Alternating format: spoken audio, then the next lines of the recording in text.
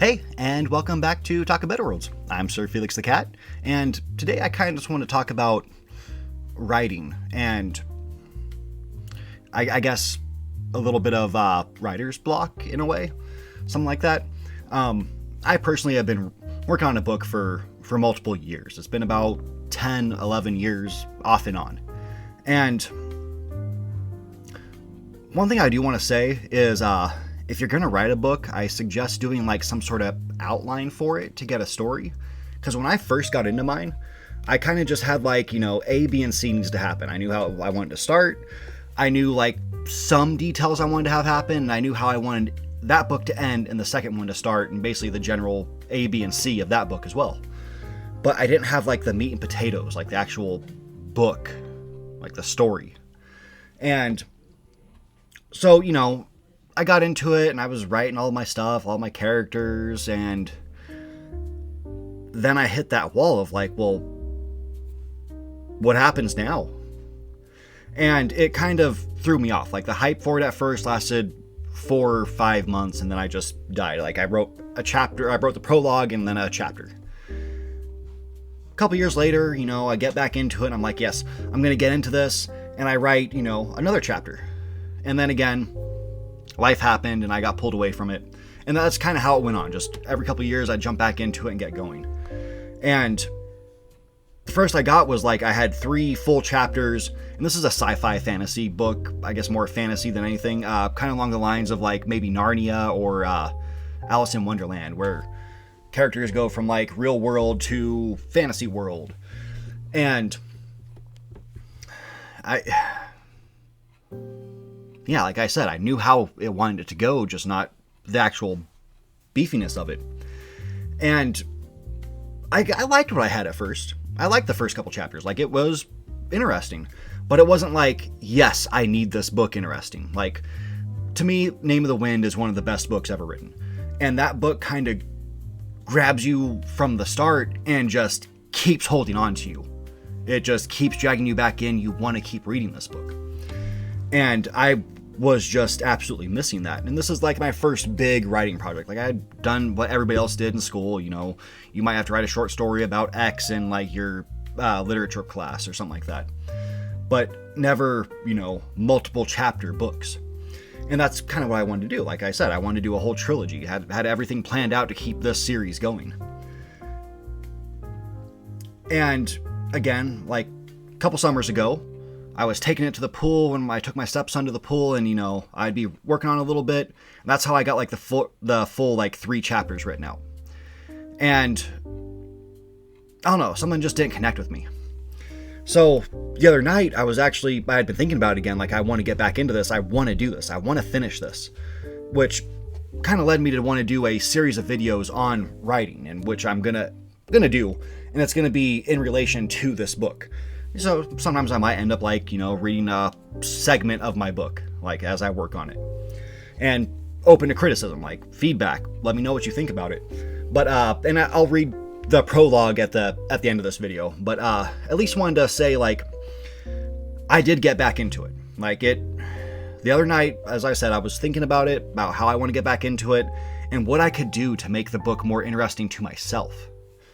And I've just laid in bed for hours. Didn't sleep much at all. But just laid there with my eyes closed, and I'm just thinking about, like, what could I do? What could I do? What would make this story interesting? And that's when it, like, hit at, like, 1 a.m. I opened my eyes, and I'm like, oh, grab my phone. I got to write this down. And it hit me that I was missing, like,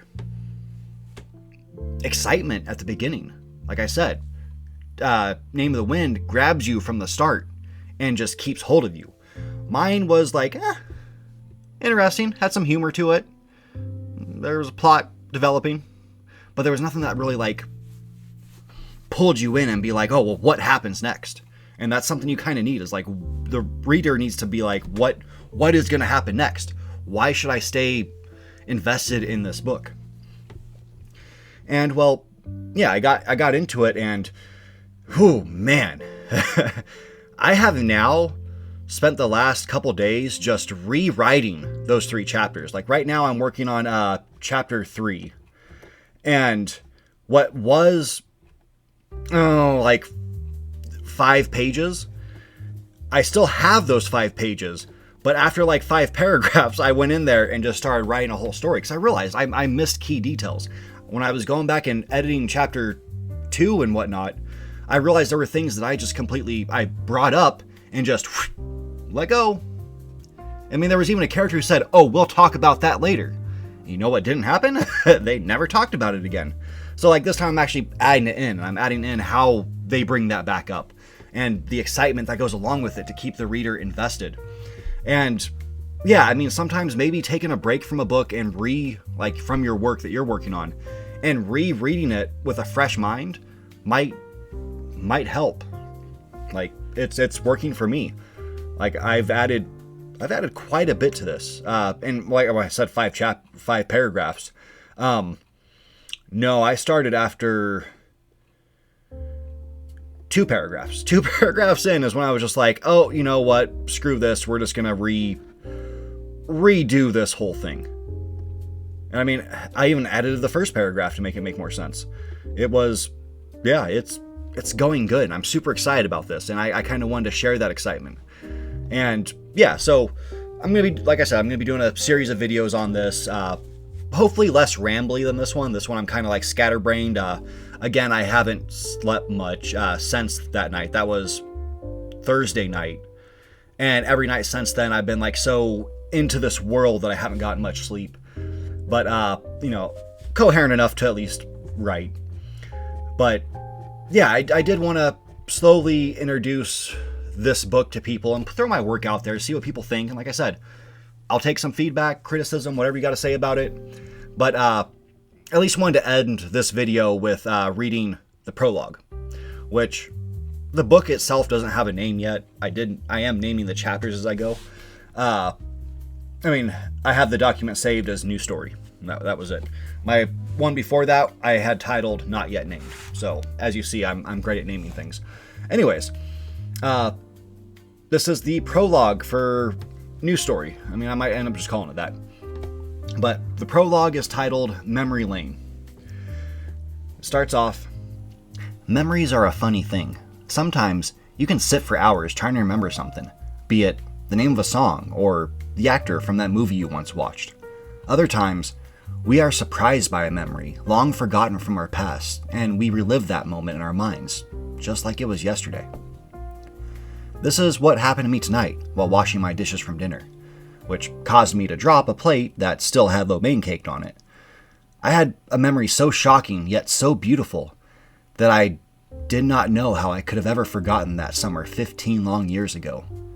Speaking of not knowing, I had no clue how I'd be able to sleep tonight after having remembered that, and after having dropped the plate that probably also woke up old Miss Gertrude, my landlord, which lived directly below my studio apartment, whom already looks at me with disdain for being a 33-year-old college graduate who prefers working as a pizza delivery boy with no aspirations of moving up, nor currently getting too romantically involved with a woman.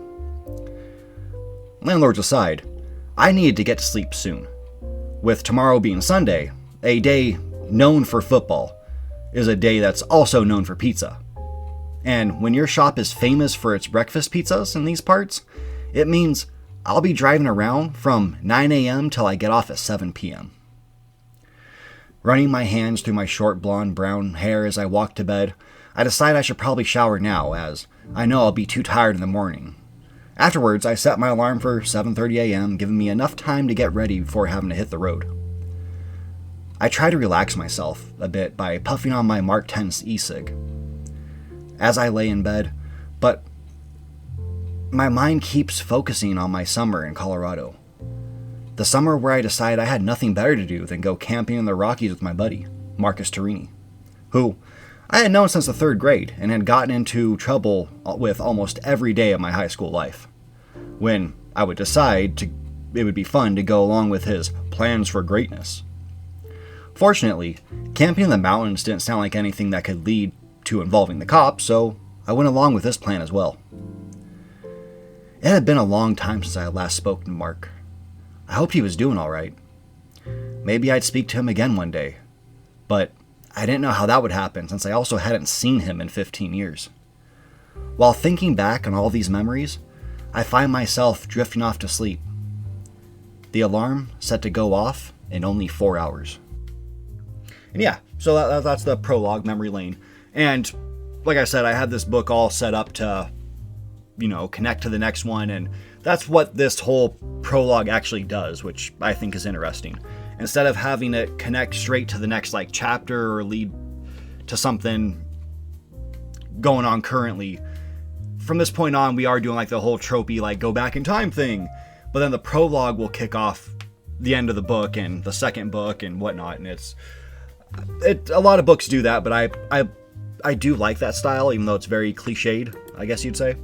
But yeah, anyways, that is the prologue, and yeah, like I said, I'm going to keep doing more videos on this, more going over maybe some lore of the world, not exactly just going to read my whole book page by page or whatnot. But yeah, let me know what you think, and until next time, you take care. Hey, thanks for watching.